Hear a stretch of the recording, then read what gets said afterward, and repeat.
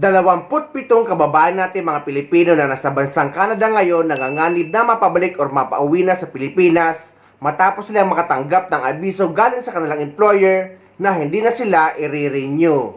Sila ay mga temporary workers sa nasabing bansa. Kaya humihingi sila ng tulong ngayon sa mga kapwa kababayan na nandun din sa Canada ngayon na mahanapan sila ng panibagong employer na nagbibigay ng tinatawag na LMIA sa Canada. Nagkukumahog ngayon ang may 27 mga Pilipinong temporary foreign workers sa Victoria, BC para makahanap ng LMIA upang hindi sila mapaalis ng Canada. Ayon sa mga Filipino community leaders sa Victoria, nito lang nakalipas na ilang linggo na abisuhan ang mga kababayang TFW na hindi na marirenew ang kanilang mga work permit, kaya ngayon ay naghahanap sila ng paraan para hindi sila mapauwi sa Pilipinas. Meron ila doon na 2 weeks or 3 weeks notice na lang yung binigay. Na doon lang nila nalaman na hindi na pala ma-renew yung work permit nila at kailangan na nilang mag-settle in para umuwi ng Pilipinas. So there's no chances na ma-renew yung visa or yung work permit nila at all. So merong iba they're trying, what they're hoping is they will apply their visitor's visa here. So, of course, out of their pocket na yan yung mangyayari. So, they'll try to apply the visitor's visa habang naghahanap sila ng trabaho. Yung iba sa kanila, out of 27, some of them will be actually leaving at the end of February pag hindi sila makahanap ng LMIA.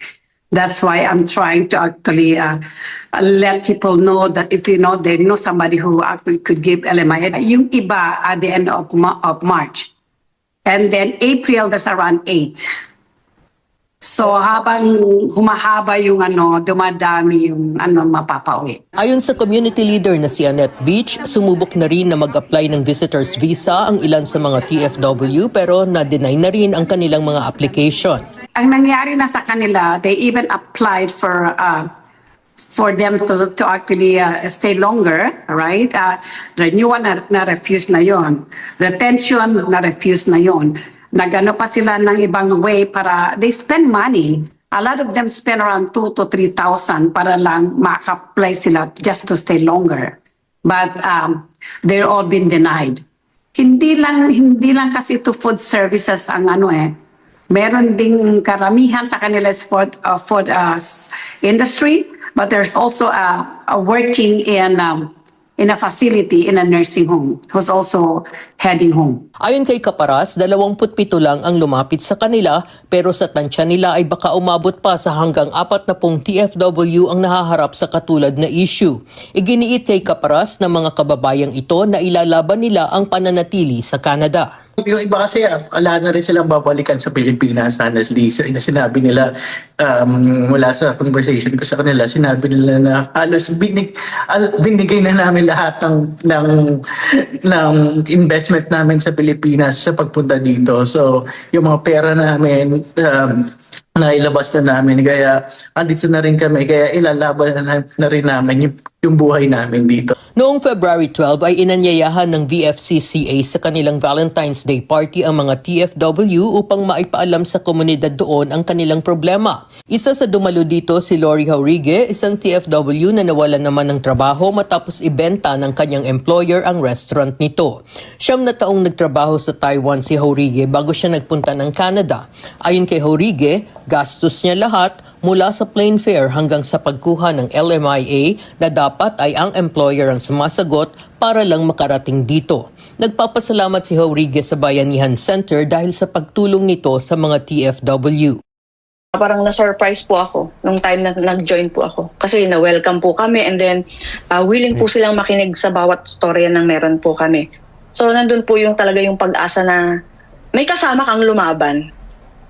Sa laban na meron ka, hindi ka, kapag sabihin natin, hindi ka nag-iisa.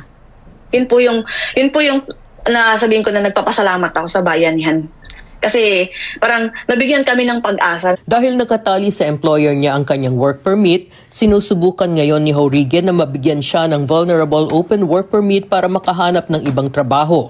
Determinado siya na gawin ang lahat para manatili sa Canada. Masakit po para sa akin na umuwi ng basta-basta. Kasi sabi ko nga sa sarili ko, pumunta ako dito na bitbit ko yung sarili ko, yung pangarap na meron ako sa family ko. So, mahirap natanggapin na uuwi ka na basta. Kasi parang hindi ka na, inilaban mo eh. Pero kung talo ka talaga, di ba?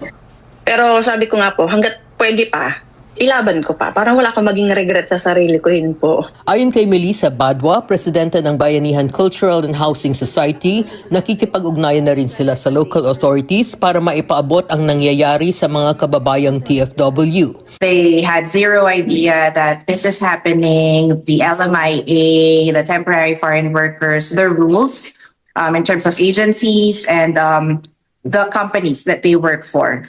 So that's one thing that we started doing in terms of, helping them out. Might be too late for some, but at the same time, it's never too late for most of the people who are still here. Sinabi ni Beach na isinulat ng mga TFW ang kani-kanilang kwento para iabot ito sa kanilang Member of Parliament na si Will Greaves at madala sa Immigration Ministry ang kanilang sitwasyon. Umapila rin si Beach sa mga Filipino communities sa buong Canada para tulungan ang mga TFW. Kung nakikita naman nila ito ngayon, o nakikinig sila, sana tulungan nila yung mga 27 na nandito. Meron pang isang mag-ina, meron pang isang bata na kasama, na sana kung meron kayong kakilala na nagbibigay ng LMIA, or any employer, please help us. You could connect to me kasi nasa akin lahat ang pangalan at telepono, email ng mga 27 na ito, na TFW. Actually, totoo talaga yung sinabi ng isang kababayan natin sa video na kapag napunta ka na sa ibang bansa, ay mahirap na basta-basta ka na lang uuwi sa Pilipinas na talunan. Kaya hanggat kaya pang ilaban ay ilalaban natin. Dahil kahit dito sa iba pang bansa ay nangyayari din yan at naranasan ko yan mismo. Na nagsimula rin ako sa walang-wala at hirap ng buhay at palipat-lipat ng trabaho dito sa UAE. Pero sinabi ko na nandito na ako at hindi ako uuwi sa Pilipinas ng talunan.